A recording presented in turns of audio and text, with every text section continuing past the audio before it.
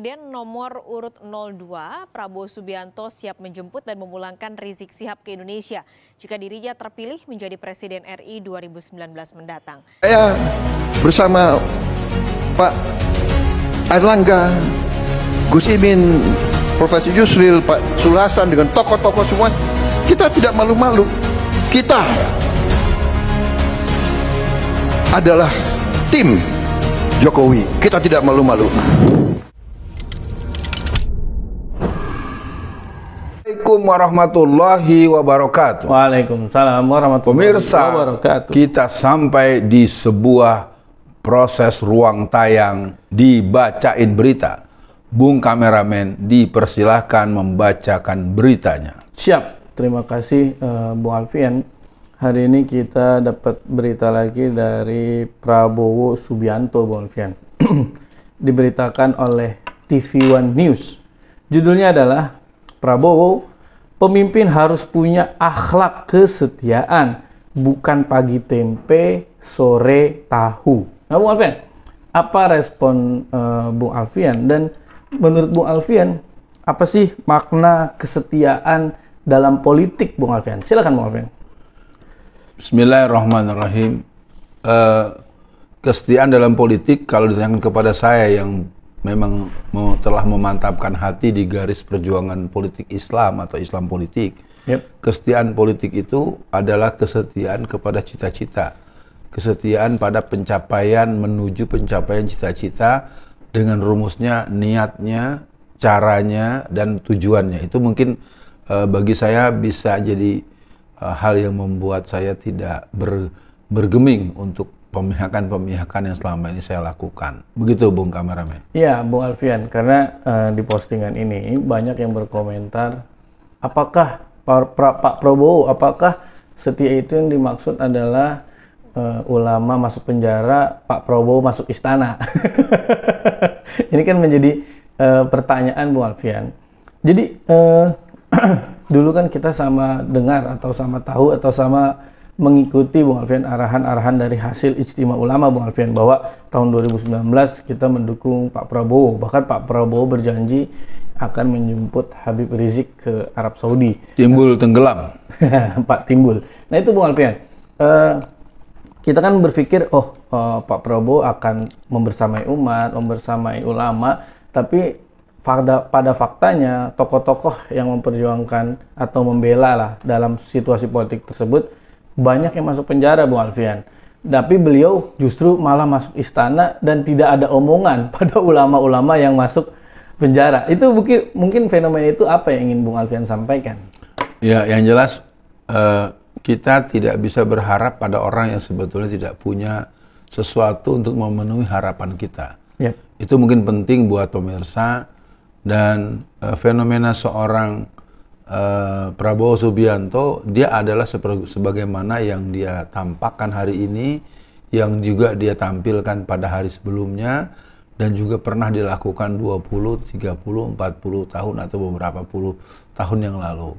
Nah, untuk hal-hal yang berhubungan dengan beliau, saya ingin sampai kepada sebuah posisi, mari kita berfastabikul khairat. Betul. Karena suka ataupun tidak, beliau adalah orang yang dalam jangka panjang memang punya hubungan baik dengan berbagai kalangan secara nasional dan juga kepada tokoh-tokoh Islam sejak tahun 1990-an. Saya tahu itu, dan untuk kali ini ada sebutan soal kesetiaan, pagi dele sore tempe. Ya, saya pikir ibda binapsik. Ya, coba dikembalikan pada diri sendiri, karena bagaimanapun ucapan tadi adalah sebuah kritik yang sering dialamatkan kepada siapapun orang yang suka berubah-ubah, ya, pagi tempe, kedele, sore tempe, ya, katakanlah berubah-ubah yang pagi tempe, sore tahu. Biasa iya. Saya omongan beliau maksudnya. Iya, gitu. Ya, Bu Alfian, tapi mungkin beliau juga sedang menasihati diri beliau sendiri, Bu Alfian. Karena kan kalau kita lihat, Bu Alfian, Jokowi Ahok menjadi masalah bagi masyarakat, beliau juga yang bawa. Kita kan sama tahu siapa yang nggak bawa Jokowi dan Ahok ke Jakarta. Nah, Bu Alfian, membahas kesetiaan lagi, kita kalau melihat politik di Indonesia ini lebih banyak politik itu atau politisi itu akhirnya setia kepada ketua partai, kepada pemodal, kepada orang yang membiayai mereka, misalkan untuk jadi anggota DPR, wali kota, atau gubernur, atau presiden. Tapi di sisi lain saya melihat sistem yang bagus seperti di PKS, seperti di Masyumi, itu saya melihat mereka punya pola atau sistem partai yang berbeda, Bung Alfian. Nah, jadi menurut Bung Alfian, sebetulnya ketika orang anggap paling mudah DPR RI, Bung Alfian, ketika dia sudah jadi DPR RI, harusnya dia tuh kayak gimana, Bung Alfian? Apakah harus 100% ngikut ketua partai? Apakah dia bisa juga berdiri di kakinya sendiri, Bung Alfian? Fungsi anggota legislatif itu kan adalah fungsi budgeting, fungsi kontrol, dan fungsi legal draft atau legal standing, pembuatan undang-undang. Nah, itu mungkin secara ini. Kalau buat saya persoalan ini persoalan nilai yang menyatu dalam diri seorang politisi. Kalau dia partai Islam, sebetulnya tidak ada lagi perdebatan bahwa dia mesti berusaha mengejawantahkan apa yang dimaksudkan oleh Al-Quran dan Sunnah Rasulullah. Itu penting jadi pegangan. Dan kemudian bahwa nanti akan ada penampakan yang berbeda, itu bersifat kreasi saja. Jadi dia secara substansi, secara esensi, secara kognisi, secara dasar-dasar keilmuan, mereka tidak akan pernah ada perdebatan. Nah, kalau tadi pertanyaan soal bagaimana kesetiaan kepada pemilik modal, kesetiaan kepada ketua umum, kesetiaan kepada kalau dari saya, kesetiaan yang tidak dimulai dengan kesetiaan kepada Allah Subhanahu wa taala, dia akan menjadi sebuah pandangan-pandangan yang sangat rapuh ya, sangat rapuh, haba'am mastura, bagaikan buih di tepi lautan. Dan sekali lagi untuk masalah kesetiaan ini sangat perlu dikembalikan kepada partai masing-masing, dan buat saya yang berkhidmat di partai Islam, saya merasakan nilai transcendence yang begitu purifikatif yang bisa saya pegang kuat-kuat. Sekali lagi, untuk hal yang berhubungan dengan kesetiaan mestinya kepada nilai-nilai dan kepada tujuan yang mulia. Bahwa ketika seorang anggota dewan sudah menjadi anggota legislatif, dia tidak boleh hanya memikirkan partainya sendiri.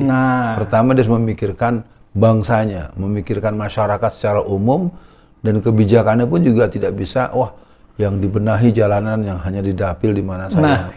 Itu nggak boleh begitu. Dia harus memikirkan seluruh rakyat Indonesia. Ya, Bung Alfian, betul sekali yang Bung Alfian sampaikan. Tapi kadang-kadang kan di Indonesia, Bung Alfian, konsep dengan yang kejadian itu biasanya sangat berbeda. Apalagi pelajaran ekonomi atau politik yang kita pelajari di kampus itu akan berbeda di lapangan, Bung Alfian. Nah, Bung Alfian, kembali ke tentang berita Prabowo tadi. Jadi banyak ternyata yang komentar, Bung Alfian. Misalkan komentar, sama dong Pak dengan Anda. Paginya capres, sorenya jadi menteri. Lupa bercermin. Kayak siapa ya yang pernah bilang siap timbul dan tenggelam bersama rakyat. Dia lagi ngomongin dirinya sendiri. Nah, Bung Alfian, memang kan kalau saya melihat ini netizen ya, Bung Alfian, menganggap Prabowo ini tuh sedang menyinyir atau sedang nyinyirin Anies Baswedan, Bung Alfian. Nah, tapi kan kalau kita lihat, Bung Alfian, sebetul faktanya, kan kalau berkhianat tuh misalkan kayak Mahfud MD waktu itu, Bung Alfian, udah disuruh fitting baju, udah apa, tiba-tiba batal. Itu kan bahaya, Bung. Jadi kalau menurut saya, bahasa gampangnya gini, Anies dianggap melakukan pengkhianatan, kemudian Prabowo membahas tentang kesetiaan. Netizen jadi berpikir, lah Pak Prabowo kok nggak ngaca ya? Ini gimana, Bung Alfian, merespon ini? Ya, yang jelas berhubungan dengan Prabowo di satu sisi, berhubungan dengan Demokrat di sisi lain, berhubungan dengan Anies Baswedan dan beberapa langkah-langkah dinamika yang terjadi, muncullah diksi pengkhianatan. Mari kita tengok bahwa kalau pengkhianatan itu kan berarti orang yang menentang atau mengabaikan sebuah komitmen yang bersifat amanah, yang sifatnya sudah ditentukan dan diputuskan segala macam. Kalau fenomena dengan Pak Prabowo, keadaannya memang kalau kita ikuti, beliau kan pernah menjadi wapresnya Bu Megawati, gagal. Nyapres 2 kali gagal. Artinya dia punya beban psikologis, dia punya beban yang sebenarnya kalau dia mau ditengok ulang juga tidak ideal betul secara normatif dan secara etik. Betul. Dia tidak juga punya posisi yang ideal. Nah, soal terjadinya pengkhianatan yang dialamatkan kepada Pak Anies Baswedan, kalau mendengarkan penjelasan beliau di berbagai kesempatan-kesempatan yang lebih tenang, yang lebih bisa kita mendengar narasi dan argumentasi yang sangat jernih, ternyata tidak ada di situ wilayah itu. Benar. Karena sesungguhnya semua yang akan diputuskan kan memang diusahakan untuk dikomunikasikan, untuk menjelaskan kenapa itu ditempuh. Betul. Yang satu sisi ada pihak yang memaksakan diri, kalau tidak dilantik hari ini juga kami gini, bahkan dari jauh-jauh hari udah mengatakan diri akan keluar. Itu kan padahal satu sisi yang satu nggak mau buru-buru. Iya. Nah, dudukkan sebenarnya semua tahapan yang terjadi, kalau ada jiwa besar di saat proses keputusan, itu sebenarnya tidak akan ada statement-statement keras dengan kata-kata pengkhianatan.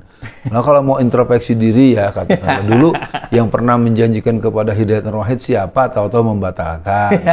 Dulu siapa yang pernah menjanjikan kepada siapa, membatalkan. Iya, dulu katanya mau begini tapi begitu. Itu justru orang-orang yang berkhianat itu yang berkata atau bersikap tidak sesuai dengan perkataannya. Orang berjanji ingkar akan janjinya, orang mendapatkan amanah tapi dia khianat, begitu Bung. Iya, Bung Alfian, untuk akhir sesi kali ini, apa pesan Bung Alfian nih untuk, kan Bung Alfian sering mengingatkan kita pilih partai Islam, pilih caleg Islam. Jadi apa pesan Bung Alfian kepada caleg, kepala daerah atau apa, supaya ketika mereka jadi, janganlah fokus hanya pada partainya sendiri atau daerahnya sendiri, tapi ingat pada niatnya, caranya, dan tujuannya. Silakan Bung Alfian. Ya, yang pertama buat seluruh politisi Islam, politisi Muslim, ya saya menyebut Islam dan Muslim itu orang yang berhaluan Islam. Jadi dia Islam secara simbolik dan dia Islam secara esensi. Yang kadang-kadang orang suka memisah-misahkan itu. Nah, persoalan dia kemudian punya peran-peran ke depan sebagai seorang pejabat publik, maka dia harus sampai kepada sebuah peran-peran yang artikulatif dan solutif. Yeah. Nah, kembali dalam bentuk pernyataan penutup, saya ingin mengajak kepada seluruh masyarakat Indonesia, mari ikut berpartisipasi dalam pemilu secara proaktif. Ya, kita berusaha mencari tahu apakah nama kita sudah tercantum di daftar pemilih tetap, lalu juga memberitahu ke buat sanak famili kita, keluarga kita kiri kanan dan seterusnya. Yang kedua, kita berusaha tahu juga mendapatkan surat panggilan untuk pencoblosan di hari pencoblosan. Yeah. Dan yang berikutnya, kita juga tidak membiarkan terjadinya penghitungan yang tanpa kontrol. Maka keberadaan saksi-saksi yang sifatnya informal, saksi-saksi yang non-partisan, itu akan punya nilai bantu sendiri ketika mereka punya kemampuan mengontrol dan mendokumentasikan. Sekali lagi untuk masalah ini, kita ingin katakan bahwa tidak usahlah tuding sana tuding sini untuk berhubungan dengan berkhianat. Sesungguhnya pengkhianat itu sering bermula daripada orang yang membicarakan pengkhianatan, justru dia pengkhianatnya. Maka kita semua harus introspeksi, kita sama-sama berbenah diri dan kita hadapi pemilu 2024 dengan semangat sebagai putra-putra bangsa Indonesia, putri-putri bangsa Indonesia untuk Indonesia Emas 2045. Assalamualaikum warahmatullahi wabarakatuh. Waalaikumsalam warahmatullahi wabarakatuh.